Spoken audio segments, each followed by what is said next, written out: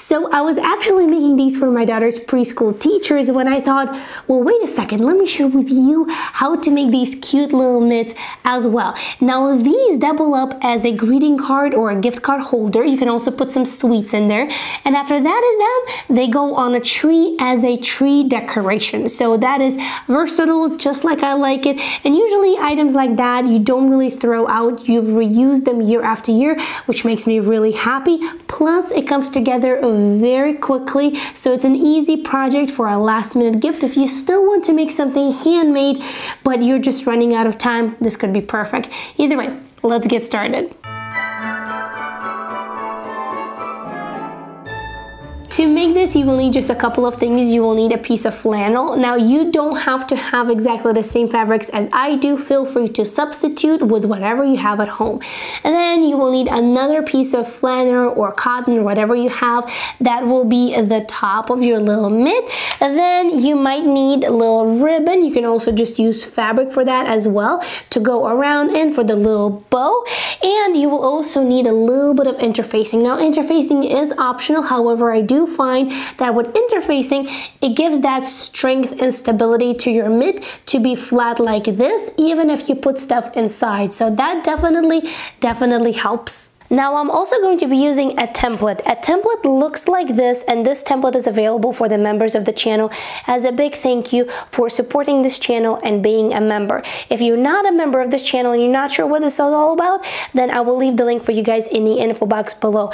And you can make this template on your own without a problem. You see the shape of it. It's really easy, straightforward. Just grab a pencil and draw it out. Now here's the shape of the mitt. You see that? Now this part is actually exactly the same size as this one. It just folds in, so that way it creates this really nice edge of the mitt, so that way we don't have to struggle to hem it right over here. So that's what this is all about. So we need to cut 2 of these from the flannel and 2 of these from the white fabric that will go on top right over here.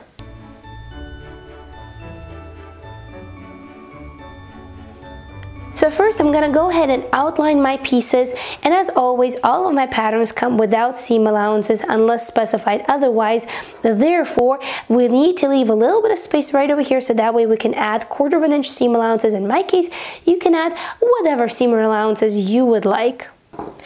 Note that right over here in this spot where we have the little thumb, I'm actually not going to be cutting all the way around. It's just easier that way because we still need to apply interfacing to our piece. So it's just easier if you actually just cut like I'm doing right now.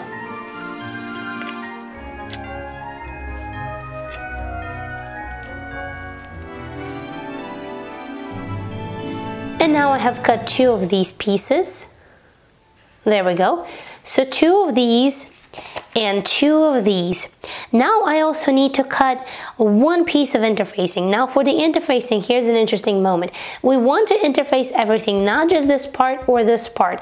So what I'm going to do is, I'm going to cut my interfacing piece. So I am combining my template as you see right now on the screen, like this. So what I'm doing right now is I'm outlining the piece for the interfacing. As you can see, I'm cutting my interfacing piece without seam allowances, and the reason for it is because if I do add seam allowances, it's going to be a lot harder for me to turn these pieces right side out and have really neat edges. So this helps in order to turn our pieces neatly out. And this is all we need to get started. 2 pieces for the flannel, 1 piece from the interfacing, 2 pieces for the tops, and 1 piece of ribbon for the top part of our mitt. So let's get started. First, the top parts are right over here. So what we need to do is we actually need to hem the top parts of each one of these pieces. So what we need to do is fold over like so, and then hem on the very edge, not on the actual crease of the fabric, but next to the cut edge of the fabric. So about 1/4 of an inch away from the edge of the crease on one side, and you're going to do exactly the same thing on the other side as well, just with a regular straight stitch.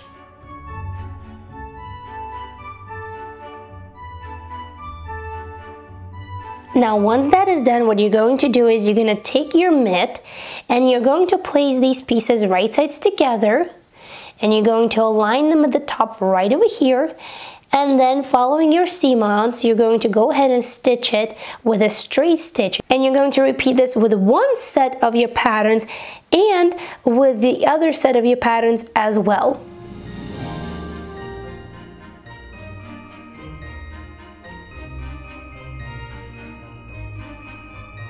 Alright, so the next thing that we need to do is we need to brush the seam allowances towards the bottom part of our project, so towards the big part, and then we need to give them a really good press. And after that, prepare your interfacing, because that is going to be the next step.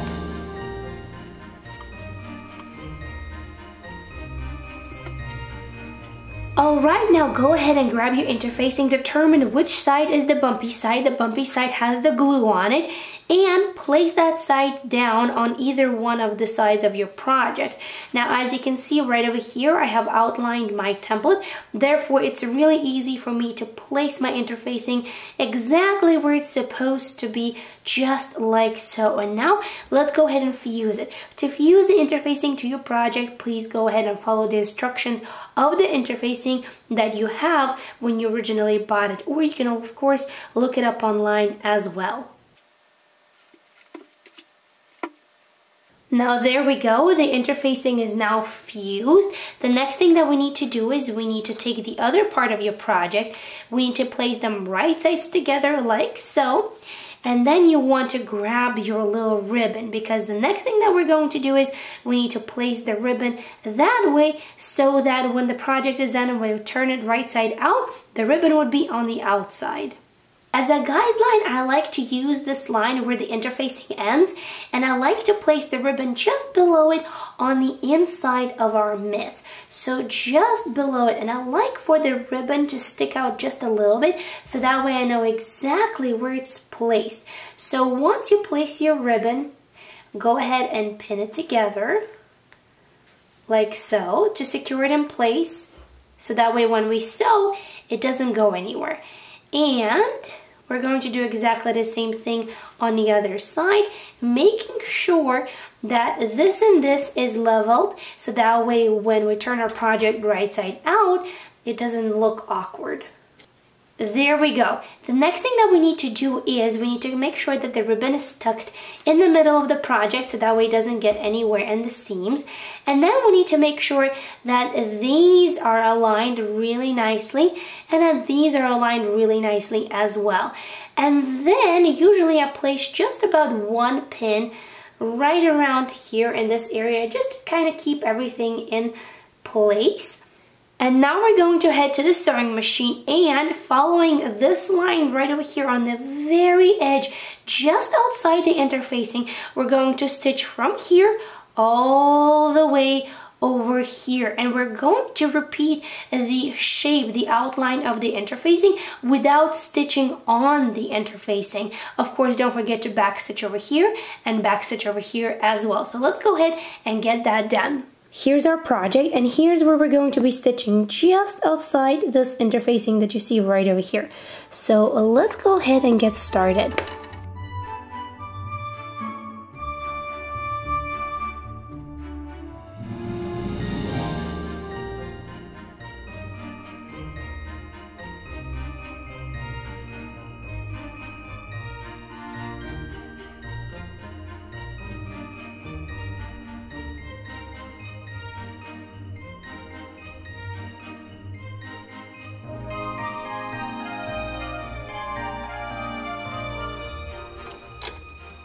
Alright, what I'm doing right now after we stitch this all together is I'm trimming the seam allowances just a tiny bit, so that way it's a little bit easier for us to turn this whole project right side out. Right in this area right over here, we don't want to clip the actual stitches, but we do want to go ahead and do cut almost all the way up to the stitching, so that way we can actually turn that little area out. So please be very, very careful in this area.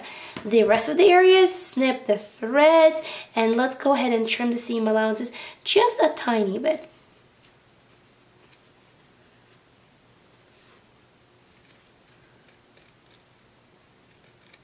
All right, and now the moment of truth. Let's go ahead and turn this whole thing right side out.